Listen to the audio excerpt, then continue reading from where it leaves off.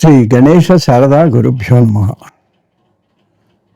తెలుగు భాష నేర్చుకుందామా ఎపిసోడ్ ఇది 3వ ఎపిసోడ్ అండి. ఇది ఇంకా దీనికి తగినంత మీరు ఎక్కువ మంది చూస్తున్నారని నేను అనుకోవటం లేదు, కాబట్టి మీరు దీన్ని ఉపయోగించుకోండి. ప్రస్తుతం ఇప్పుడు ఇవాళ ప్రారంభ దశలో అంటే ఇతర దేశాల్లో ఉన్న తెలుగు పిల్లలు కూడా ఒత్తుల దగ్గర నుంచి కొంతమంది ఇతర రాష్ట్రాల్లో కూడానండి, ఇప్పుడు తెలుగు కాకుండా ఇతర రాష్ట్రాల్లో ఉన్న మన తెలుగు వాళ్ళు కూడా పిల్లల్ని అక్కడ హిందీయో సంస్కృతో ప్రధాన లాంగ్వేజ్ తీసుకుంటే మళ్ళీ మన ఆంధ్రాకి వచ్చిన తర్వాత వాళ్ళకి అసలు తెలుగులో ఏం రాయలేకపోతున్నారు.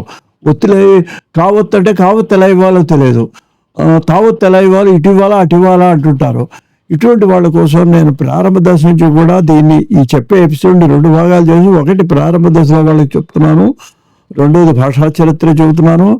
ఇంకా మీరు ఎవరైనా కనుక 10th ఇంటరు ప్రస్తుతం పోటీ పరీక్షలు కానీ ఎంఏ కానీ మీకు ఏదైనా ప్రత్యేకంగా తెలుగులో ఒక వ్యాకరణం కానీ లేకపోతే ఈ పద్యానికి అర్థం కానీ మాకు ఇది ఉపయోగపడుతుంది అనుకున్నట్లయితే మీరు కామెంట్లో తెలియజేయండి. మీరు కోరిన దాన్ని నెక్స్ట్ ఎపిసోడ్లో మీకు నేను ఆ వివరం నాకు పంపినట్లయితే దాన్ని మీకు నేను ఎక్స్ప్లెయిన్ చేయడానికి నెక్స్ట్ ఎపిసోడ్లో నేను తప్పకుండా ప్రయత్నం చేస్తాను.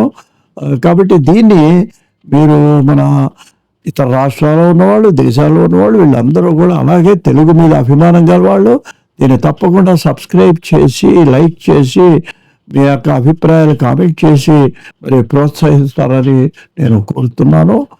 మరి ఇవాళ ఇప్పుడు ఈ పక్క ఫోటోలో మీకు చూపెడతానండి. ఏంటంటే ఒత్తులు ఎలా ఇవ్వాలో కూడా చెప్పాను. గుడింత దగ్గర నుంచి అసలు ఒక ఫోటోలో చూపెట్టాను. మరి అది ఏంటంటే అనేదే అసలు హల్లంటిది. అది ప్రాణి, అచ్చు కలిస్తేనే దానికి ప్రాణం. అచ్చులకు ప్రాణం అని పేరు. ప్రాణాలు ఇవి ప్రాణులు, ప్రాణం కలవి ఇవి. అందుకని క అనే దానికి ఆ కలిస్తే కా అవుతుంది అండి. క అనే దానికి ఆ కలిస్తే కా అవుతుందండి. అది ఎలా దీర్ఘం ఇవ్వాలి అవి కూడా ఇప్పుడు ఈ ఫోటోలో మీకు చూపెట్టడం జరిగింది. దాన్ని జాగ్రత్తగా ఫాలో అవ్వండి. నోట్స్ పెట్టుకొని మీరు నోట్ చేసుకోండి. దీన్ని నా యొక్క చెప్పే ఎపిసోడ్ను మరి వయసులో నేను కష్టపడి చెప్తున్నాను. దాన్ని మన పిల్లలు, తెలుగు వాళ్ళు ముఖ్యంగా సద్వినియోగం చేసుకుంటారని మీకు మనవి చేస్తున్నానండి. ఇంకా తర్వాత మన భాషా చరిత్ర కనుక వెళ్ళినట్లయితేనండి, తెలుగు భాషలో మన నన్నయ్యని గురించి కొంత చెప్పాను. తర్వాత తిక్కన మహాకవి భారతంలో నన్నయ్య 2.5 పర్వాలు రాసి వదిలేస్తే ఆ 4వ పర్వం నుంచి ఆయన ప్రారంభించాడండి తిక్కన సోమయాజి. ఆయన మొదట ఆ సోమయాజి అనే పేరు ఎందుకు వచ్చిందంటే యజ్ఞం చేయటం వల్ల వచ్చింది ఆయనకి.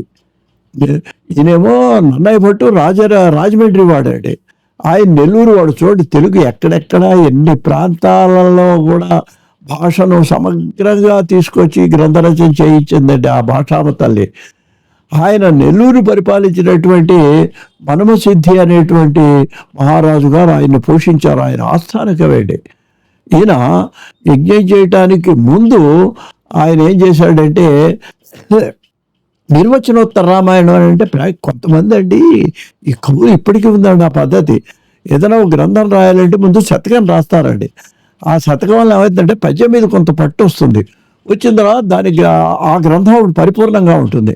అట్లాగే ఈయన కూడా అసలు వచనం లేకుండా రామాయణం రాసేటండి. మధ్యలో ఎక్కడ మనకు మామూలుగా భారతంలో అక్కడ అతను ఇట్లా పలికెను అని కొంత వచనం ఉంటుంది, దీన్ని చెంపు అంటారు. అలా వచనం లేకుండా మొత్తం పద్యాల్లోనే రాసుకొచ్చాడు. దాన్ని ఆ ఉత్తర రామాయణాన్ని అనువాదం చేశాడు. దాని పేరు నిర్వచనోత్తర రామాయణంలో గ్రంథం రాశాడు తిక్కన సోమయాజి. యజ్ఞం చేసి సోమయాజి అయిన తర్వాత భారతంలో విరాట పర్వం మొదలుకొని 15 పర్వాలండి మొత్తం. స్వర్గారోహణ పర్వం వరకు ఒక్క చేతి మీదుగా రాసి భారతాన్ని పూర్తి చేసిన వాడు తిక్కన సోమయాజి. ఇంకా అరణ్య పర్వంలో సగం మిగిలింది కదండి, దాన్ని మళ్ళీ 14వ శతాబ్దంలో ఎర్రాప్రగడ దాన్ని చేసి మొత్తం వీళ్ళ ముగ్గురు కలిసి భారతాన్ని పూర్తి చేశారని. తిక్కన దగ్గరకు వచ్చేటప్పటికి ఇక్కడ ఒక్క విషయం మీకు చెప్పాలని, నన్నయ్య మహాభారతం తెలుగులో రాసిన మొట్టమొదట శ్రీవాణి గిరిజాశ్చరాయ దశతో అని సంస్కృత శ్లోకం రాశాడన్నాను. తిక్కన కూడా అలాగే ఓ సంస్కృత శ్లోకం ప్రారంభించి తర్వాత మళ్ళీ తెలుగులోనే రాశాడు. అయితే ఇక్కడ ఒక సాంఘిక పరిస్థితి కూడా మనకు తెలియజేస్తుంది. ఈ శ్లోకంలో ఆయన ఏం రాశాడంటే, కిమస్తి మాల కిం కౌస్తుభవ్వా, ఒక హరిహరనాథుడని ఒక దేవుడిని ఆయన సృష్టించాడండి.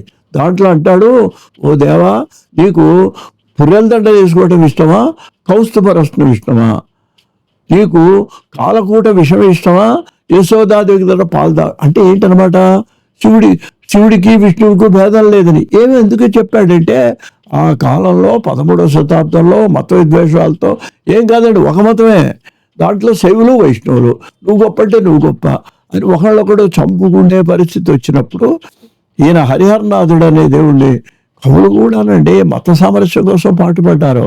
హరిహరనాథుడు అనే దేవుణ్ణి సృష్టించి ఒక శ్లోకం రాసి ఆయనకు తన భారతాన్ని అంకితం చేసి చక్కని తెలుగులో చెప్పాను మీకు. అన్నయ్య సంస్కృత పదాలు ఎక్కువగా ఉంటే ఈయన అక్కడక్కడ సంస్కృత పదాలు అవసరం వచ్చిన చోట వాడా తెలుగు పదాలు. ఒకసారి ద్రుపదుడు కాళ్ళ దగ్గర వచ్చి పడతాడు అవమానం చేసినందు వల్ల ద్రోణాచార్య దగ్గర. అప్పుడు అంటాడు, తెలుగులో పద్యం రాస్తాడే, అదే మనం మాట్లాడినటువంటిది, వీరెవరయ్యా ద్రుపద మహారాజులే అంటే ఏంటి, మనం మాట్లాడుకున్నట్టు కూడా తెలుగులో పద్యాలు రాసిన వాడు తిక్కన స్వామయ్యాజీ అండి.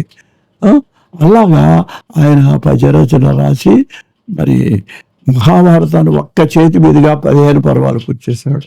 ఇంకొక విషయం మీకు మనవి చేస్తానండి, పిల్లలు పెద్దవాళ్ళకి అన్నీ తెలుసు అనుకోండి, పిల్లల కోసం చెబుతున్నాను. మహాభారతం 18 పర్వాలు, 2.5 పర్వాలు నన్నయ్య రాశాడు, 15 ఈయన రాశాడు, 6 పర్వం ఎర్రప్రగడ, మొత్తం 18 పర్వాలు. భారతం 18 రోజులు భారత యుద్ధం జరిగిందండి. భారతంలో పాల్గొన్నటువంటి సైనికులు 18 అక్షౌహిణీలు. అక్షౌహిణి అంటే దానికి లెక్క ఉంది, ఇన్ని రథాలు ఇన్ని ఏనుగులు అని అది వేరే లెక్క ఉంది అనుకోండి. దాంట్లో 7 అక్షౌహిణీలేమో పాండవ బలం అండి, 11 అక్షౌహిణీలేమో కౌరవులకి. నిజానికి సైనిక బలం కౌరవులకే ఎక్కువ ఉంది, కానీ ధర్మం బట్టి ధర్మాన్ని బట్టి దైవాన్ని బట్టి నమ్ముకోవటం వల్ల వాళ్ళకి 7 అక్షౌహిణీలే బలం ఉన్నప్పటికీ కూడా వాళ్ళు విజయం పొందటం జరిగింది. మరికొన్ని విశేషాలు నెక్స్ట్ ఎపిసోడ్లో మీకు మనవి చేస్తాను. స్వస్తి.